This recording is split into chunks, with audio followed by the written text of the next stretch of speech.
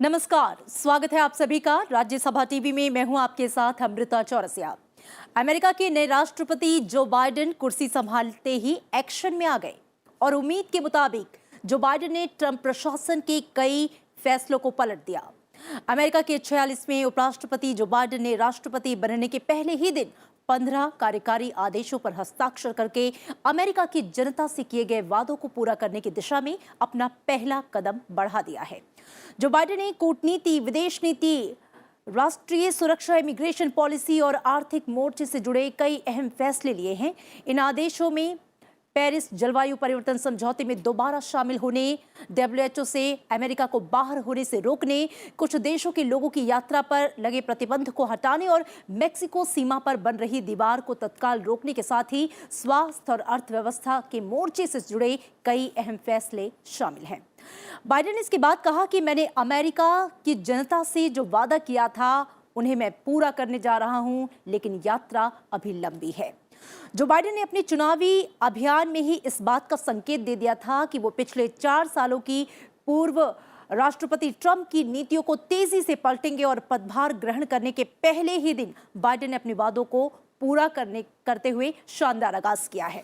आज की चर्चा में हम समझेंगे अमेरिका के नए राष्ट्रपति जो बाइडेन ने जिन अहम आदेशों पर हस्ताक्षर किए हैं उसके दूरगामी परिणाम क्या होंगे, बाइडेन के इस पहले कदम का असर ग्लोबल लेवल पर, डोमेस्टिक लेवल पर कैसे होगा, प्रेसिडेंट बाइडेन अपनी नीतियों को, अपने एजेंडे को कैसे अमली जामा पहनाएंगे। और मेरे साथ चर्चा करने के लिए 2 खास मेहमान मौजूद हैं। आइए उनसे आपका परिचय करवा देती हूँ। पिनाक रंजन चक्रवर्ती हैं मेरे साथ, पूर्व राजदूत। सर, बहुत स्वागत है आपका राज्यसभा टीवी में।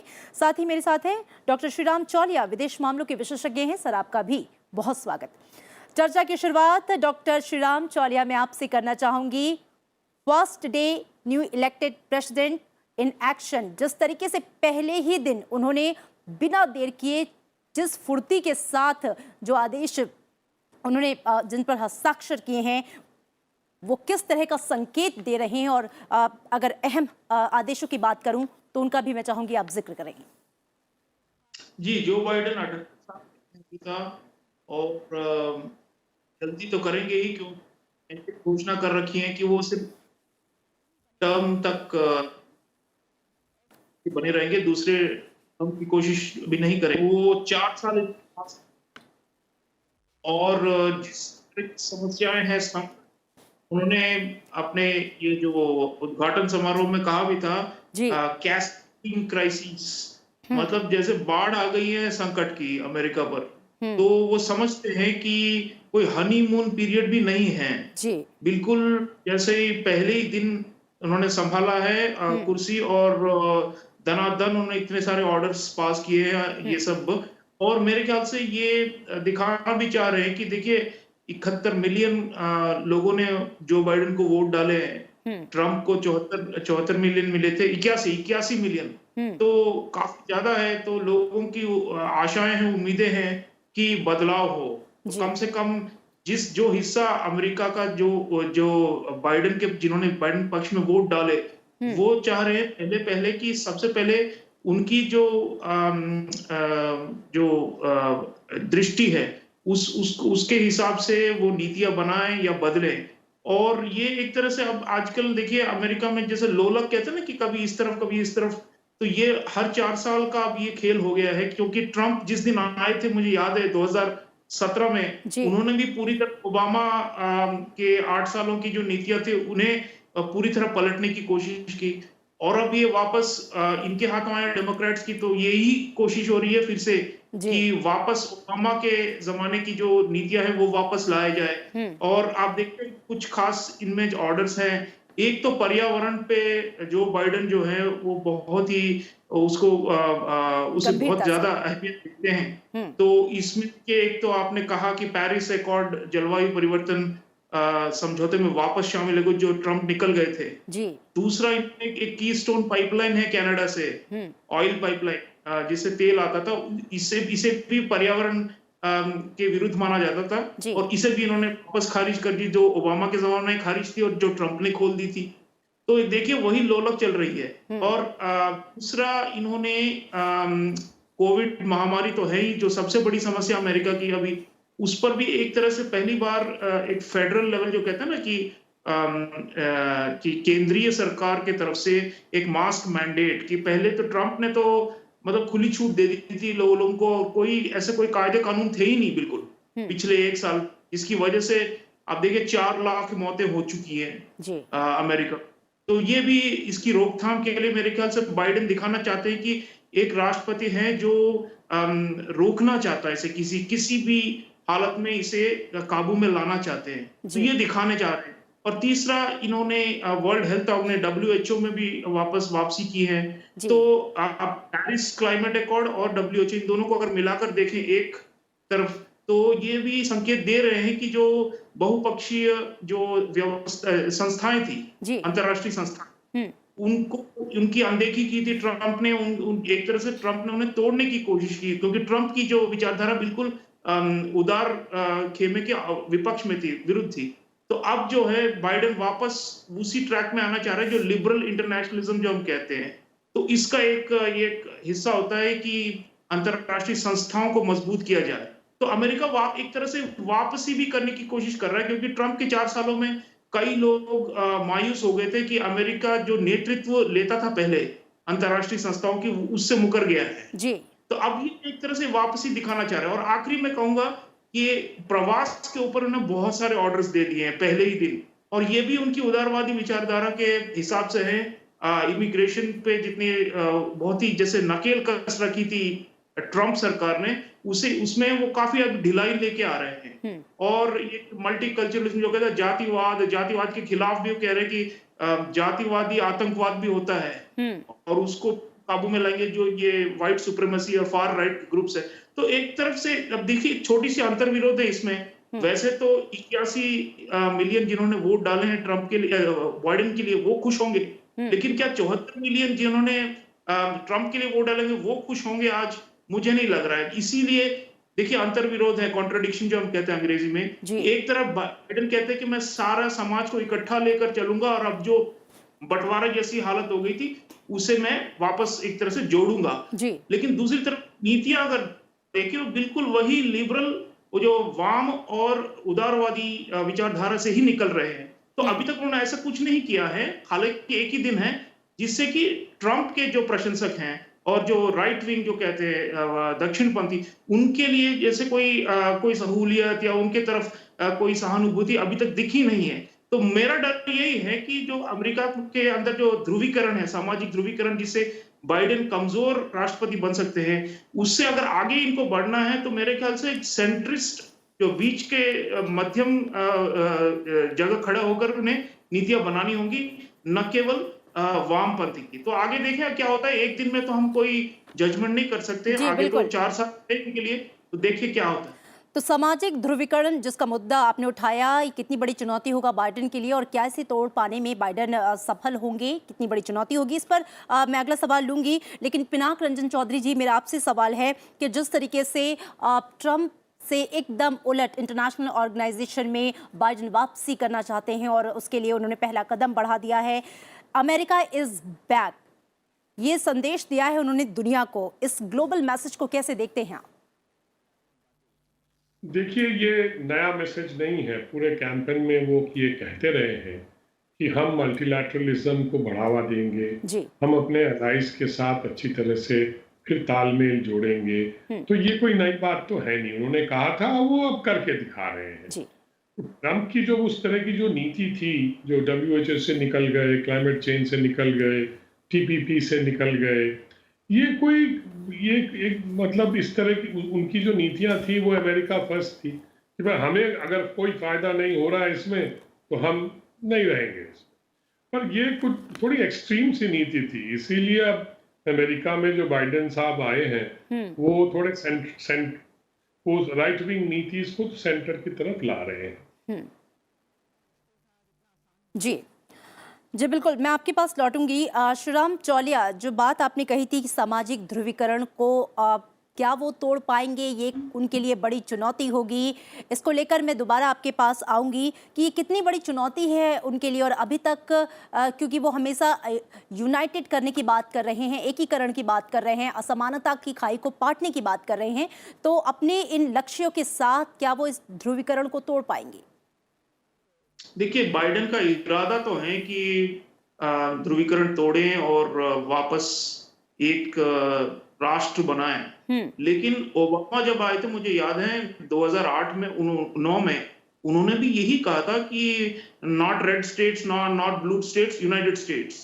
और तब भी उन्होंने यही कहा था कि हम ना गोरे हैं ना काले हैं, हम सब अमेरिकन हैं। इस तरह की तब भी कोशिश थी, लेकिन उसके बावजूद देखिए हुआ क्या, ओबामा के 8 सालों में ध्रुवीकरण बढ़ता गया और आखिर में इतना ज्यादा इसका जो प्रकोप था वो आखिर वो 2016 के इलेक्शन में हमें देखने को मिला। तो देखिए, कांग्रेस है, यूएस कांग्रेस है, जो लेजिस्लेचर है, वहां की संसद है, वहां उस पर भी बहुत कुछ निर्भर है, क्योंकि ध्रुवीकरण वहां से भी काफी निकलती है, न केवल व्हाइट हाउस या विपक्षी नेताओं से। तो उनकी जो आने वाले अभी जो कानून नए बनेंगे, नवी सेनेट और हाउस दोनों में डेमोक्रेट्स की मेजोरिटी है। तो ये पहली बार तो कई सालों में अभी राष्ट्रपति भी डेमोक्रेट्स के हैं और दोनों सदन भी उनके हाथों में है। तो अभी उनके पास नए न्याय बनाने के लिए बहुत रास्ता साफ है। तो इस पर बहुत कुछ निर्भर करेगा अगले 1-2 सालों में, क्योंकि हर 2 साल में अमेरिका में राजनीतिक दबाव दोबारा शुरू हो जाता है, क्योंकि ये congressional elections, mid term elections आ जाते हैं। तो 2022 फिर से हो जाएंगे ये। तो बाइडेन के लिए और इतिहास गवाह है कि जो सत्तारूढ़ राष्ट्रपति हैं उसके खिलाफ ही जाती है, जो हर 2 साल में जब इलेक्शन जाती है पहली बार। तो हो सकता है कि रिपब्लिकन्स वापसी भी करें और दोबारा इन पर दबाव डालें। तो अब और एक तरह से देखा जाए तो 4 साल का मैंने कहा कि एक है उनके लिए एक दंड विराम कह लीजिए कि 4 सालों के हो सकता है कि दोबारा रिपब्लिकन जीत जाए। तो इसलिए डेमोक्रेट्स उनको कोशिश करनी चाहिए कि बिल्कुल बीच में रहें और कुछ हद तक जो दक्षिणपंथी हैं उनको भी साथ लेकर चले। उनकी जो मांगे हैं, जरूरतें हैं, खासतौर पे व्हाइट वर्किंग क्लास जो हम कहते हैं, जो सफेद जो लेबर क्लास है, उनके लिए बहुत बड़ा एक रेस्क्यू पैकेज अब बाइडेन बात कर रहे हैं कि बहुत बड़ी उनके लिए बेल आउट होगा। और इस तरह की अब बेरोजगारी बहुत ज्यादा है और लोग काफी तंगहाल हैं जब से वायरस शुरू हुआ है पिछले 1 साल से। और इसी वजह से ट्रंप को भी मात मिली इलेक्शन में। तो बाइडेन समझते हैं कि समाज में बहुत गुस्सा है, बहुत नाराजगी है, एक तरह से लोगों में जो व्यवस्थाएं हैं, ढांचागत व्यवस्थाएं हैं, उनके तरफ प्रति काफी शक भी है। तो बाइडेन चाहेंगे और कमला हैरिस भी एक अफ्रीकी और भारतीय मूल की हैं उपराष्ट्रपति, तो उनको भी मिलाकर वो एक नया चेहरा पेश करना चाह रहे हैं कि वापस वही एक सहनशील अमेरिका वापस आ गया है। लेकिन सहनशीलता नीतियों और कानूनों में भी देखना पड़ेगा आगे।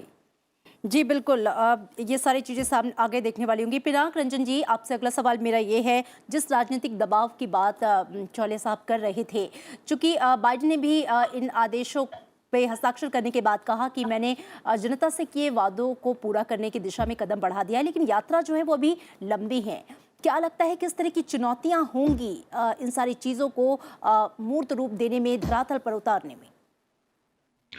चुनौतियां तो जरूर होंगी, क्योंकि उन्होंने जो इमिग्रेशन पॉलिसी पे जो उदारवादी नीति अपनाई है, जो सिटीजनशिप का उन्होंने ऐलान किया है, वो तो जो श्वेत अमेरिकी हैं, वर्किंग क्लास के लोग जो हैं, जो ट्रंप के सपोर्टर्स हैं, वो तो उसको एकदम नहीं पसंद करेंगे, क्योंकि उनका जो ये मानना है कि इस तरह की नीतियों से हमारी जो नौकरियां हैं हमारी, वो सब खत्म हो गई। मतलब we are losing our jobs because of immigrants. तो ये जो स्लोगन है, अब जैसे H1B वीजा है, इंडियंस काफी जाते हैं, पर मुझे लगता है वहां पे वो थोड़ा सा ढील तो देंगे। अब जैसे मेक्सिको का जो वॉल है, जो मेक्सिकन्स वहां से आते थे, अब वो शुरू हो जाएंगे, तो फिर वही बात शुरू हो जाएगी कि आप हमको मार रहे हैं। जो ट्रंप सपोर्टर्स हैं, जो श्वेत मतलब मिड वेस्ट वगैरह जो वर्किंग क्लास है, वो फिर बिडेन के खिलाफ तो है ही है और भी खिलाफ होंगे। इसका क्या नतीजा होगा, क्या वो रास्ते पे आ जाएंगे, क्योंकि ये कई उनमें मिलिशिया ग्रुप्स भी हैं जो बड़े हेविली आर्म्ड भी हैं, तो इसका भरोसा नहीं है कि वो किस तरह से वो whether they get into some violent sort of conflict with the federal forces and things like that. So मुझे लगता है कि ये धीरे धीरे उनको करना पड़ेगा, क्योंकि ऐसे अब उन्होंने कर तो दिया, काफी सारे एग्जीक्यूटिव ऑर्डर्स उन्होंने निकाल दिए, अब देखिए इसका क्या नतीजा होता है। पुशबैक जरूर होगा, क्योंकि जो राइट विंग के जो कम सपोर्टर्स हैं वो चुपचाप बैठे नहीं रहेंगे, तो क्योंकि 74 मिलियन 74 मिलियन जो वोटर्स हैं उनके, वो चुपचाप बैठे नहीं रहेंगे। अगर उन्होंने ये देखा कि बिडेन साहब की पॉलिसीज जो है, जो हमको हमारे हित में नहीं है या जो हमको हर्ट कर रही है, तो वो there will be blowback, I think, and I don't know ये किस हद तक जाए। जी बिल्कुल। चौले साहब, जिन चुनौतियों की बात कर रहे हैं पिनाक रंजन जी, आप उन चुनौतियों को किस तरीके से परिभाषित करेंगे? क्योंकि बहुत सीधे एकदम नदी की धार को पलट देना और एकदम चीज़ों को बदल देना, और उसको फिर लोगों का जो लोगों का स्वीकार करने की जो वो है, उसे लेकर कितनी चुनौतियां आएंगी बाइडेन प्रशासन के सामने? ये देखिए, असहिष्णुता के विरुद्ध हैं जो बाइडेन कहलाते हैं, तो अगर उन्हें, जैसे मैंने कहा कि उन्हें दूसरे पक्ष के नजरिए से भी देखना चाहिए कि वो किस तरह का समाज, किस तरह का की राजनीति, किस तरह की अर्थनीति की अर्थव्यवस्था चाहते हैं। तो आई थिंक समय लगेगा। मुझे लग रहा है कि पहल तो उनका जो बेस है, जिन्होंने वोट डाले उनको, वो उन्हें खुश करना चाह रहे हैं पहले कुछ दिनों में, लेकिन 100 दिनों का भी उन्होंने एक मील का पत्थर रखा है। अमेरिका में हमेशा ही एक प्रथा रही है कि पहले 100 दिनों में नए राष्ट्रपति ने क्या उपलब्धियां हासिल की। तो अभी 100 दिनों तक उनका ये एक वादा है कि वैक्सीन बढ़े, कोरोना पे पूरी तरह से लगाम लाए। अगर कोरोना पे लगाम ला सकते हैं इस वर्ष, कम से कम इस वर्ष के आखिर तक, मुझे नहीं लग रहा है कि ये कोई जादू की छड़ी है जो बाइडेन के हाथों में, जो ट्रम्प के पास नहीं थी, कि फौरन ही बंद हो जाएंगी मौतें और केसेस। लेकिन अगले 6 महीने में, 8 महीनों में, 12 महीनों के अंदर अगर वो इसको काबू में ला पाते हैं, तो ये मेरे ख्याल से उनके लिए बहुत बड़ी ऐतिहासिक जीत होगी।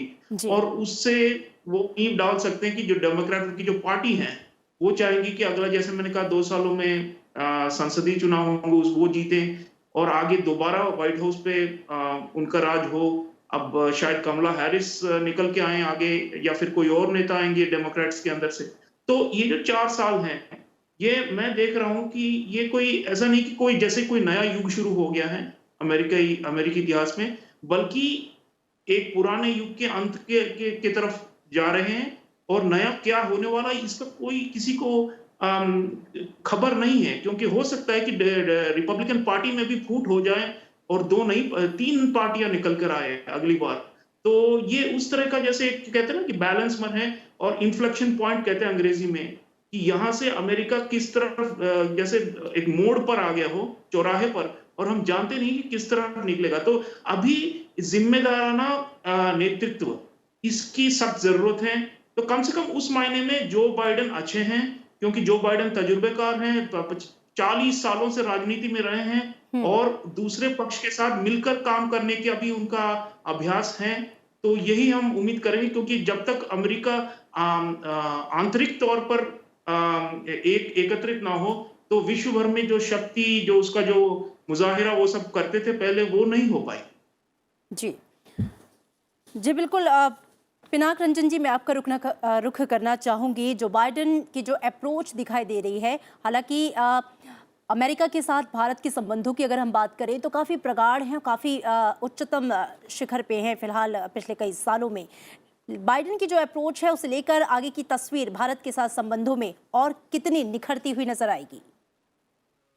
देखिए, मैं समझता हूं कि जो हमारे आपसी संबंध है, उस पे कोई खास प्रभाव नहीं पड़ेगा। प्रभाव जरूर पड़ेगा, पर कोई खास बदलाव नहीं आएगा। जिस तरह की जो नीतियां हम लोग अभी मतलब अमेरिका और भारत में जो मतलब जो समझौते हैं, इस तरह के जो स्ट्रेटेजिक अंडरस्टैंडिंग्स वगैरह जो है, उसमें कोई खास फर्क नहीं पड़ेगा। थोड़ा बहुत टैक्टिक्स और जो जैसे कहते हैं कि डेमोक्रेट्स में थोड़ा ह्यूमन राइट्स वगैरह को लेके कुछ ज्यादा मतलब वो लोग उछल कूद करते हैं, तो शायद उस पे कुछ लोग बोलेंगे, पर उससे मुझे नहीं लगता कि जो जो जो हमारी जो जो दिशा है जो बायलैटरल रिलेशंस की, वो एकदम मतलब बाएं मुड़ जाएगी या दाएं मुड़ जाएगी, वो सीधे ही चलेगी, मतलब जैसे चल रही एज इट इज। और क्योंकि बहुत सारी चीजें में जो हमारी स्ट्रेटेजिक अंडरस्टैंडिंग्स है, और चाइना को तो कॉम्पिटिटर वो मानते हैं, पर चाइना के साथ कॉन्फ्रंटेशन कितना करेंगे, खैर उसमें सब थोड़ा बहुत सवाल जरूर है। बिल्कुल।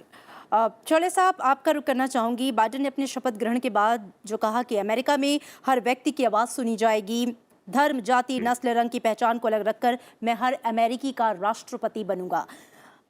उनका बहुत हद तक फोकस रहा है अपने चुनावी कैंपेन के दौरान भी यूनिटी की बात करने की, सबको एकजुट करने की बात करने की, समानता की बात करने की। कितना ये पॉजिटिव इम्पैक्ट डाल रहा है या डालेगा अमेरिकियों पर, और इसे मूर्त रूप देना भी कितना आसान होगा? जी देखिए, समाज में आपने कहा यूनिटी, इक्वालिटी, ये जो बड़े सिद्धांत हैं, इन्हें लागू करने के लिए तो 4 साल भी कम है, क्योंकि अमेरिका काफी वर्षों से मैं कहता हूं कि पूंजीवादी संकट से गुजर रहा है। पिछले 15 सालों लगभग, जब से 2008 की इकोनॉमिक क्राइसिस आई थी, तब से वहां से निकल नहीं पाए, किसी ना किसी तरह उसी दलदल में, और अब कोरोना ने जैसे उसे और भी खराब कर डाला है। तो जरूर इनको मेरे ख्याल से ये इस पर गौर देना होगा कि कहां से असंतुष्टि है समाज में। ये बहुत बड़ी चीज होती है। विजेता, देखिए विजेता ऐसे भी हो सकते हैं जो कहते हैं कि मैं तो बस जीत गया हूं, और अब जिस खेमे से मैं आया हूं, जिस विचारधारा का मैं रखवाला हूं, मैं बस उसी पथ पर आगे चला जाऊंगा। लेकिन दूसरा जो माइंडसेट होता है वो ये है कि अब जो है कॉम्प्रोमाइज करना चाहिए मुझे। तो मेरे ख्याल से वैसे कमला हैरिस और जो बाइडेन दोनों ही मार्क्सवादी तो है नहीं, इतना लेफ्टिस्ट तो है नहीं, लेकिन में है काफी। ये लोग पिछले 4 सालों में बहुत ही नाराज थे जिस तरह ट्रंप निकल गए थे। तो अब ये चाह रहे हैं कि वापस एक दिशा दें, और इनकी सोच यही है कि अमेरिका के विश्व का अमेरिका के ऊपर काफी सारी उम्मीदें होती हैं विश्व में, और ये समझते हैं कि हमें वापस उसी अमेरिका की तरफ लेके जाना है। पर सवाल यह है कि क्या समाज पूरी तरह एकमत है कि नहीं। तो मुझे लग रहा है कि ये जैसे अभी बिल्डिंग फेज में है, और हमें बहुत ज्यादा उम्मीदें भी नहीं रखना चाहिए अमेरिका के ऊपर। फिलहाल जो इनकी जो घरेलू समस्याएं इतनी ज्यादा हैं, तो कुछ हद तक ये एग्जीक्यूटिव ऑर्डर्स वगैरह तो पास कर दिए, लेकिन आगे वैश्विक जो किरदार है यूएसए का, वो जो एक जमाने में हुआ करती थी, जो महाशक्ति हुआ करती थी, जो सिर्फ एक ही महाशक्ति हुआ करती थी, अब वो बात नहीं रही है। तो मैं कहता हूं इसे पोस्ट अमेरिकन वर्ल्ड, मैंने इसका एक नाम भी दिया हुआ है। तो पोस्ट अमेरिकन वर्ल्ड मेरे ख्याल से चाहे जितना भी बाइडेन कोशिश कर ले, वापस वो लीडरशिप की भूमिका नहीं है, लेकिन तब तक कम से कम संभाल ले समाज को, यही बड़ी बात। जी बिल्कुल। पिनाक जी, मैं आपका रुख करना चाहूंगी, और मेरा अगला प्रश्न आपसे ये है कि ट्रंप प्रशासन की अमेरिकी फर्स्ट की नीति और जो बाइडेन की सबको साथ लेकर चलने की नीति को आप कैसे देखते हैं? देखिए, वो तो बदलाव तो आ ही रहा है, क्योंकि मल्टीलैटरलिज्म, क्लाइमेट चेंज एग्रीमेंट में वापस जाना, वो पूरा पलट रहे हैं। ट्रंप की नीतियों के खिलाफ जो भी कदम वो उठा रहे हैं, वो तो अब तो काफी क्लियर है कि वो ट्रंप की नीतियों को पलट देंगे। पर देखिए, अब जैसे ईरान का एग्रीमेंट है, उन्होंने कहा वो JCPOA में फिर बातचीत करेंगे। अब ईरान के साथ किस तरह का एग्रीमेंट, क्या वो ओरिजिनल एग्रीमेंट वो टिका पाएंगे, या फिर उसमें भी बदलाव करना पड़ेगा। ये सब अभी खुली बातें हैं, इसमें कोई सर्टेनिटी नहीं है। चाइना के साथ कैसे डील करेंगे, यहाँ ताइवान के साथ कैसे डील करेंगे। एक बात तो मैं ये कहना चाहता हूँ कि ट्रंप के ज़माने के जितने भी ऑर्डर्स थे, उन्होंने लास्ट मोमेंट में बहुत सारे ऑर्डर्स ऐसे निकाले जो बाइडेन साहब के जो वो खाते में थोड़ा भारी पड़ेगा। पर लोग ये भी कहते हैं कि जो भारी नहीं पड़ेगा पर उससे उनको ज्यादा लेवरेज भी मिलेगा कि चाइना के साथ बातचीत करने के लिए। अब ये सारी चीजें हैं, अभी it's all up in the air as we say, because अभी आपको देखना है जैसे ये अनफोल्ड करेगा, आगे बढ़ेगा, अभी हमको पता चलेगा।